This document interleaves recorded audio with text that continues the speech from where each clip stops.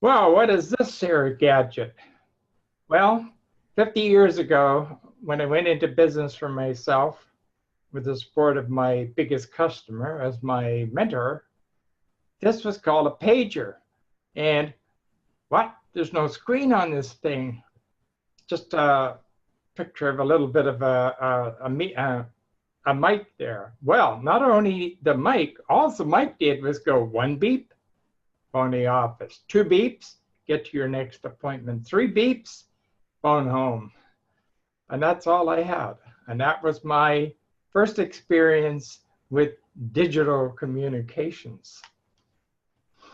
So carrying on, fellow Toastmasters, with this little flashback to the beginning of my experience with digital in the digital world. This was the computer that I was using, Univac 9200. You notice there's no screens anywhere. And there's a little hopper over there that you actually put these cards in. And these cards are about this big. And they, you actually had a machine like this. It was the size of a desk. And it was a punch card. And the girl would have to, or a man would have to follow the form that was filled out according to the various columns and punch in these cards that went up into the hopper that then went into the other machines. Now I was in Kamloops, British Columbia at the time, and that computer was connected to a computer in Calgary, Alberta, about 500 miles east of where I was. And they used microwave towers. And these microwave towers had to see each other. So over that 500 miles and over the Rocky Mountains and down again, these microwave towers at the time, Canada was probably one of the leading telecommunications companies in the world at the time, providing this digital world to us. It wasn't through the telephone. It was a special dedicated data transmission.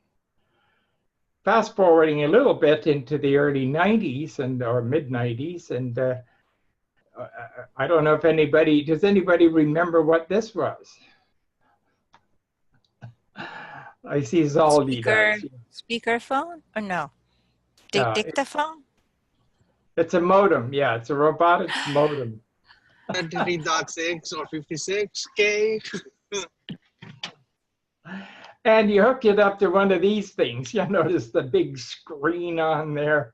And this particular model, the picture I found was the one, like the one I had, didn't even have a hard drive in it when I first bought it.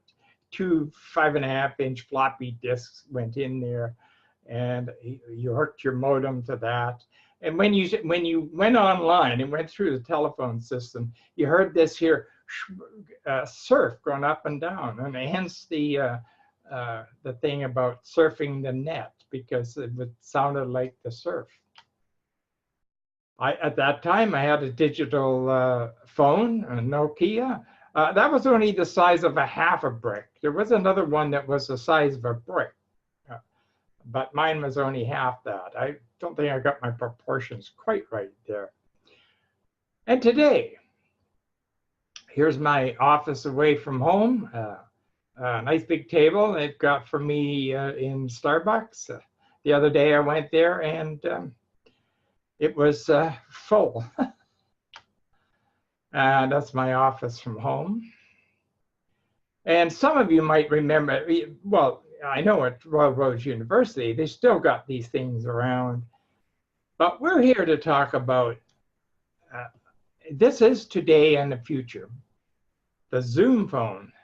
Well, the Zoom phone, I can't give you a picture of a Zoom phone because the Zoom phone does not exist as a material object. What it is a system that will tie all your internet devices or telephone devices all together. And if you're a big enough company, for $5 an employee per month, you can use your cell phone, or you can use the internet, your laptop, whatever device. And here's a case where they've. This is from Zoom. I would love to have that for Royal Roads' online club or hybrid club or blended club, whatever you have. 3 screens all set out, and that scenario. But let us move to the future. And here is the future.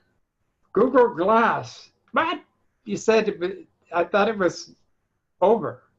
No, this is the new Google Glass 2, which